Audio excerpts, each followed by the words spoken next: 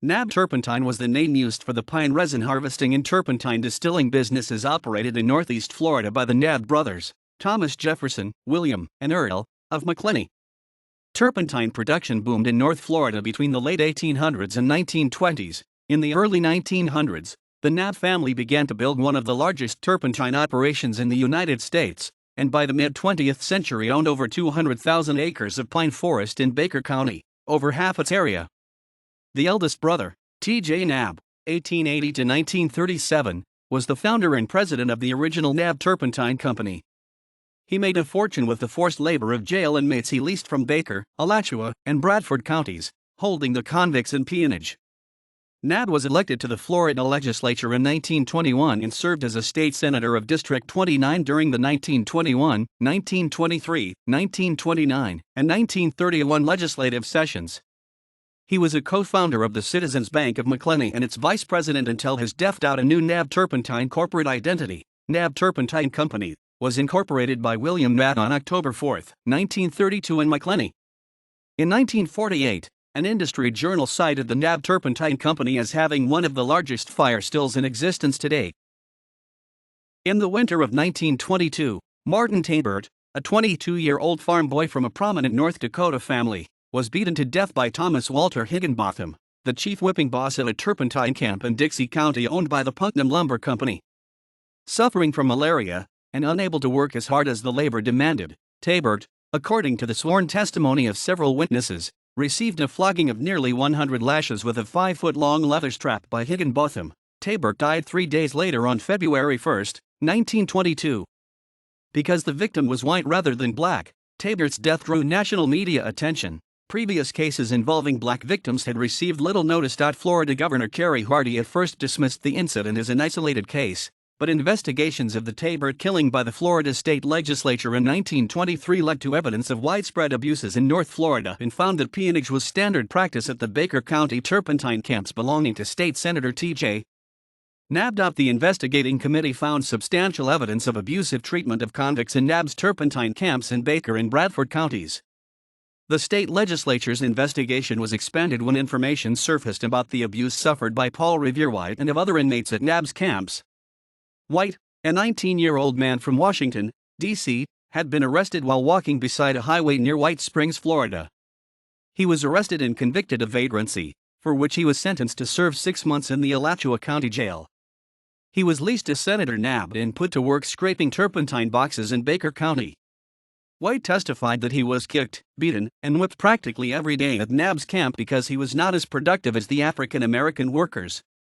His testimony was corroborated by the physician who treated White, R.L. Lamb of Macclenny, who testified that the youth's hands and feet were minus skin to the flesh, deep-seated ulcers were found on his legs, and one or more ribs were fractured where the whipping boss hit him with his fist, and where he had also kicked him. Prison Inspector J.B. Thomas reported to Commissioner of Agriculture W.A. McRae that White was forced to sleep on a cot with no covering when the air temperature was 18 degrees Fahrenheit, 8 degrees C, and that he had personally removed him because it meant murder to leave the man at the camp. Thomas had described the Knabb Turpentine camp as a human slaughter pen in his report, but later retracted this statement after a meeting with Senator Knabb. Thomas did, however, alert the Florida Commissioner of Agriculture of White's treatment, and his statement triggered a thorough investigation of conditions at Knabb's camps. The camp captain, John Roddenberry, was indicted for cruel and inhumane treatment by a Baker County grand jury, but Knabb was not charged. On May 9, 1923, Thelma Franklin, a social worker, former school teacher, and wife of the Glen St. Mary postmaster, testified before the Joint Committee investigating reports of brutalities inflicted on convicts in Florida. She gave her testimony while sitting directly across from Senator Knabb in the courtroom, and described what she had observed as a neighbor of Knabb's turpentine camp. She told the committee how a man called Warden Thompson, employed by Senator Knabb, had shot and killed Mary Sheffield, an African-American woman, and her daughter at one of the convict camps. Sheffield, who cut Thompson before she was slain, was to have appeared before the committee as a material witness. As subsequent testimony before the committee revealed, residents of the area near the convict camps were aware of their bad conditions and of abuses by the overseers, but some officials involved in local politics were able to avoid their exposure and suppress local outrage. Thelma Franklin, however, vocally condemned White's treatment and asserted that the deaths of another 9 inmates at the camp should be investigated. Florida's 4 prison inspectors periodically visited work camps and interviewed prisoners, then reported their findings to the Commissioner of Agriculture, but only a portion of them were recorded in their official reports. Following the 1923 legislative session, they were required to conduct their inspections every 3 weeks.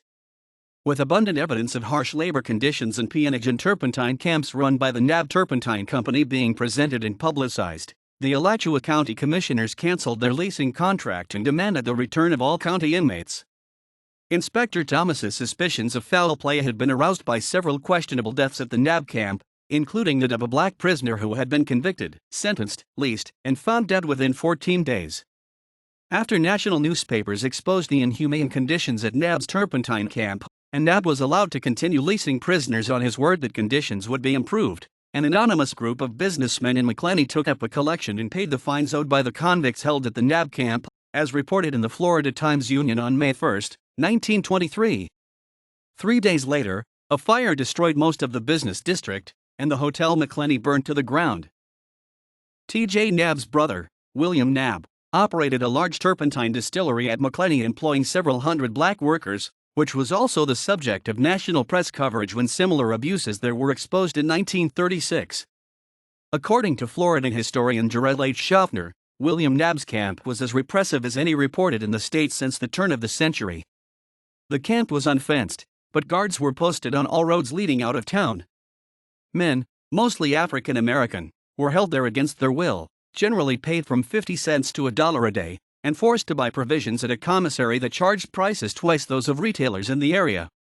Spies were recruited to inform the boss of discontent among the workers, and beatings were administered frequently to maintain control over them. In 1936, the U.S. Solicitor General announced that the Justice Department was again looking into Knabb Turpentine employment practices, citing numerous complaints of involuntary servitude in peonage.